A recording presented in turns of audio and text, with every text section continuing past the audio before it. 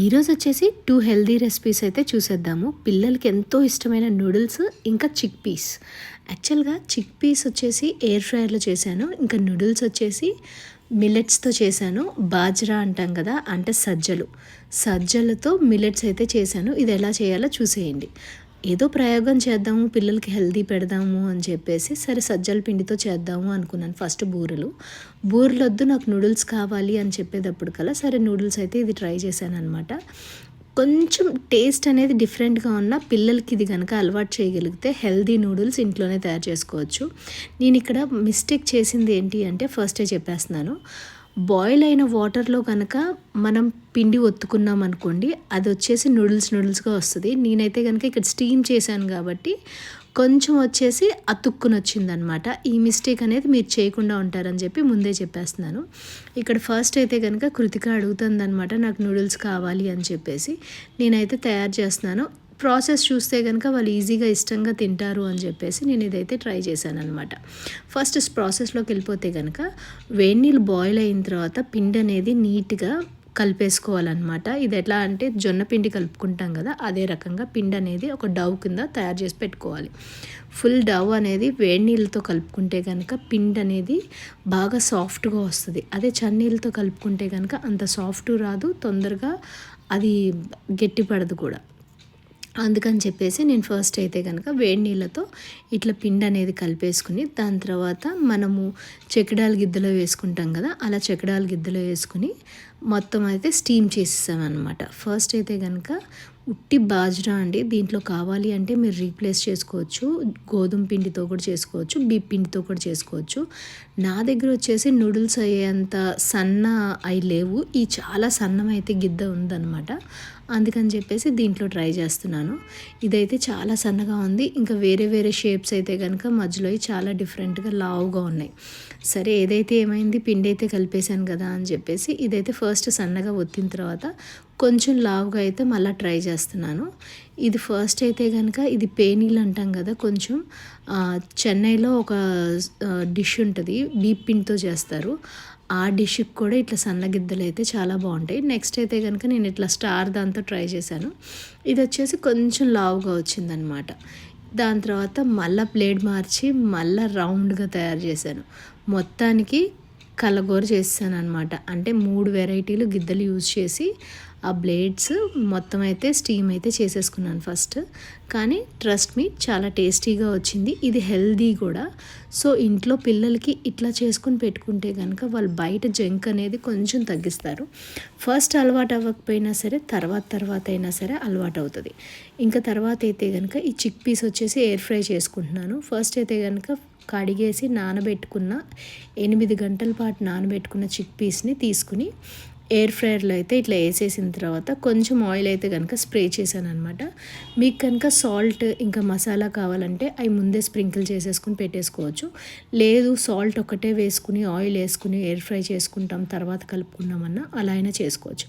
Air fryer అయితే కనుక 200 degreesలో set చేసుకుని ఒక 20 minutesకి అయితే పెట్టుకున్నాను. అప్పుడు బాగా క్రిస్పీగా వస్తుంది అనమాట.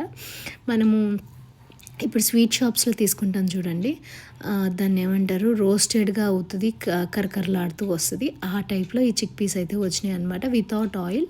చాలా టేస్టీగా వచ్చినాయి. ఇంకా తర్వాత అయితే కనుక నేను నూడిల్స్ కోసం అని చెప్పేసి ఇక్కడ ఇంట్లో ఉన్న వెజిటేబుల్స్ అన్నీ తీసుకున్నాను. పిల్లలకి కలర్ఫుల్గా ఉంటే కనుక చాలా ఇష్టంగా తింటారు కదా, అందుకని చెప్పేసి ఫస్ట్ అయితే క్యాప్సికమ్ అన్ని 3 కలర్లు తీసుకుని కట్ చేసి పెట్టుకున్నాను.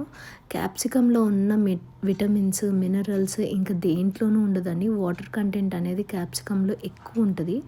అది ఎప్పుడైనా కానీ క్యాప్సికమ్ చూడండి, మిగతా కూరగాయలన్నీ కూడా మీరు ఫ్రిడ్జ్లో పెట్టినా ఫ్రెష్నెస్ తగ్గినా సరే క్యాప్సికమ్ ఒక్కటే మీకు ఫ్రెష్నెస్ అనేది లాంగ్లో ఉంటుందన్నమాట.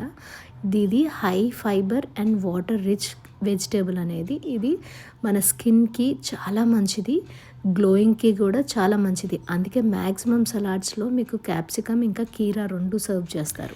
ఇది వచ్చేసి పిల్లలకే కాదండి, పెద్దోళ్ళం కూడా ఇది లంచ్ కింద రీప్లేస్ అయితే చేసుకోవచ్చు. మనం మామూలుగా ఎప్పుడు బాజ్రా అనేది అంటే సజ్జలతో రొట్టె అయితే చేసుకుంటాం కదా, రొట్టి లేకపోతే కనుక దాంతో రవ్వతో ఉప్మా ఇట్లా చేసుకుంటాం కదా, అలా కాకుండా ఇట్లా పిండిని తీసుకుని మీరు ఇలా అయినా లంచ్ కింద రెసిపీ అయితే తయారు చేసుకోవచ్చు.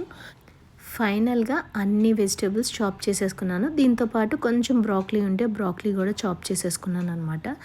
బ్రాక్లీ మామూలుగా అయితే తినరు కదా, అందుకని చెప్పేసి నూడిల్స్లో ఇట్లా వేసి దానిపైన కొంచెం చీజ్ వేస్తే కనుక బ్రాక్లీ టేస్ట్ అనేది తెలియదు కదా, అందుకని చెప్పేసి పిల్లలకి అన్ని వెజిటేబుల్స్ వేసి ఈ నూడిల్స్ అయితే తయారు చేస్తున్నాను. దాని తర్వాత అయితే ఫస్ట్ హేమన్య చూడండి ఎట్లా ఉంటుందో, నన్ను తిడుతుంది యాక్చువల్గా, ఏంటిది ఇది మమ్మీ అని చెప్పేసి. తర్వాత ఇష్టంగా తినింది. తర్వాత అయితే కనుక ఒక ప్యాన్ పెట్టేసి ప్యాన్లో కొంచెం ఆయిల్ వేసేసి దాంట్లో కొంచెం జింజర్ ఇంకా గార్లిక్ చాప్ చేసుకుని ఫైన్గా ఆ రెండు వేసేసుకున్నాను అనమాట. తర్వాత కరివేపాకు ఉంటే కరివేపాకు వేసేసుకోవచ్చు. దాని తర్వాత స్ప్రింగ్ ఆనియన్స్ వేసాను. నేను మెయిన్గా అయితే కనుక నూడిల్స్లో స్ప్రింగ్ ఆనియన్స్, క్యాబేజీ ఇవన్నీ వేస్తారు కదా ఎక్కువగా, అందుకని చెప్పేసి నేను ఇక్కడ స్ప్రింగ్ ఆనియన్స్ అయితే వేసాను. దీంట్లో ఎక్కువ స్పైసీ అయితే చేయట్లేదు కాబట్టి చిల్లీ అయితే వేయలేదు. ఎవరైనా ఇష్టం ఉన్న వాళ్ళు చిల్లీస్ కూడా వేసుకోవచ్చు. దాని తర్వాత అయితే కనుక స్వీట్ కార్న్ వేసేసాను. స్వీట్ కార్న్ వేసేసిన తర్వాత ఇంకా ఆనియన్స్ వేసేసి మొత్తం నీట్గా ఫ్రై అయిపోయినిచ్చాను అనమాట. అంటే మరీ ఎక్కువ కర్రీకి ఫ్రై అయినట్టు అవ్వకూడదు, అట్లా అని చెప్పేసి తక్కువ క్రిస్పీగా కూడా అవ్వకూడదు, మీడియంలో ఫ్రై చేసుకోవాలి. ఫ్రై చేసేటప్పుడే కొంచెం ఉప్పు వేసుకుంటే కనుక కూరగాయలు మెత్తబడతాయి తెలుసు కదా. దాని తర్వాత కలర్ఫుల్ మొత్తం క్యాప్సికమ్స్ అన్నీ ఇంకా బ్రాక్లీ అన్నీ 1 by 1 వేసేసుకున్నాను అనమాట. ఇవన్నీ మంచిగా వేగిన తర్వాత కొంచెం ఆయిల్ మాత్రమే వేసాను. ఆయిల్ కాకుండా మీరు బటర్ అయినా ఘీ అయినా ఏదైనా వేసుకోవచ్చు. దాని తర్వాత అన్ని వెజిటేబుల్స్ క్యారెట్తో సహా మొత్తం అన్నీ వేసేసి నైస్గా కొంచెం ఫ్రై అయిపోయిన తర్వాత ఇక్కడ పిల్లలకి ఎంతో ఇష్టమైన సాసెస్, చిల్లీ సాస్ ఇంకా టమాటో సాస్, ఈ రెండు కూడా కొంచెం కొంచెం వేసుకున్నాను. ఎందుకంటే బయట ఫ్లేవర్ రావాలి కదా, వాళ్ళు అక్కడ అన్ని సాసెస్ వేస్తారు కదా, నేనైతే ఇక్కడ కొంచెం మాత్రమే వేసాను అనమాట. చాలా తక్కువ సాసెస్తో ఈ నూడిల్స్ అనేది తయారు చేసుకున్నాను. ఎక్కువ స్వీట్నర్స్ కానీ ప్రిజర్వేటివ్స్ కానీ యూజ్ చేయకుండా చేయగలిగితే పిల్లలకి వాళ్ళు హెల్తీగా ఉంటారు. మనం ఇప్పటి నుంచే అలవాటు చేసామనుకోండి వాళ్ళు అదే అలవాటు పడిపోతారు కదా, అయినా సరే మళ్ళీ ఆ టేస్ట్ అనేది తగ్గితే వాళ్ళు తినరేమో అని చెప్పేసి నేను ట్రై చేశాను. ఇక్కడ నేను చేసిన మిస్టేక్ చూసారా, శుద్ధలాగా పడింది. అదే కనుక బాయిలింగ్ వాటర్లో వేసుకుని ఉంటే కనుక మొత్తం పొడి పొడిలాడుతూ వచ్చేదనమాట. అది తర్వాత వెలిగింది నాకు. సరే ఇప్పుడైతే చేసేసాం కదా అని చెప్పేసి దీన్ని కొంచెం చిన్న చిన్నగా స్మాష్ చేసుకుంటున్నాను. స్మాష్ చేసేసుకుని దాని తర్వాత మొత్తం కలిపేసుకుంటే చాలా టేస్టీగా వచ్చింది నూడిల్స్ అయితే మాత్రం. ఈ రకంగా నూడిల్స్ అనేది ట్రై చేసుకుంటే మీకు లంచ్ రీప్లేస్మెంట్ అవుతుంది, పిల్లలకి హెల్తీగా స్నాక్స్ కూడా అవుతుంది అనమాట. ఎప్పుడైనా టైం ఉంటే కొంచెం ట్రై చేసి చూడండి. కొంచెం కష్టమైనా కానీ టేస్టీగా ఉంటుంది. ఎంతో హెల్తీ అయిన నూడిల్స్ వచ్చేసి రెడీ అయిపోయింది. ఇది వచ్చేసి నూడిల్స్ ఫైనల్ లుక్. పైన వచ్చేసి ఇంకా కొంచెం ధనియాల పొడి అయితే వేసేసాను అనమాట. మరీ గరం మసాలాలు ఇవన్నీ వేస్తే కనుక పిల్లలకి తినరు కదా, అందుకని చెప్పి లైట్గా కొంచెం ధనియాల పొడి అయితే వేసాను. ఫైనల్గా చీజ్ అయితే వేసేసి దానిపైన మూత పెట్టేసామనుకోండి మొత్తం చీజ్ వచ్చేసి స్ప్రెడ్ అయిపోతుంది నూడిల్స్ మీద. ఇలా పిల్లలకి కనుక మీరు సర్వ్ చేశారనుకోండి ఈవినింగ్ 4 o'clockకి స్కూల్ నుంచి రాగానే ఫిల్లింగ్కి ఫిల్లింగ్ ఉంటుంది, టేస్టీకి టేస్టీ, దాంతోపాటు హెల్త్కి హెల్త్. ఫస్ట్ టైం ట్రై చేసినప్పుడు పిల్లలు తినకపోతే కనుక సెకండ్ టైం థర్డ్ టైం కూడా ట్రై చేయండి, పిల్లలు కంపల్సరీ తింటారు. ట్రై చేసి కమెంట్స్లో పెట్టండి ఎలా ఉంది రెసిపీ అనేది. ఈ వీడియో కనుక నచ్చినట్లయితే ప్లీజ్ సబ్స్క్రైబ్. अच्छे टीचर्स अच्छे दूसरी जगह पे भी उनको मिल जाएगा.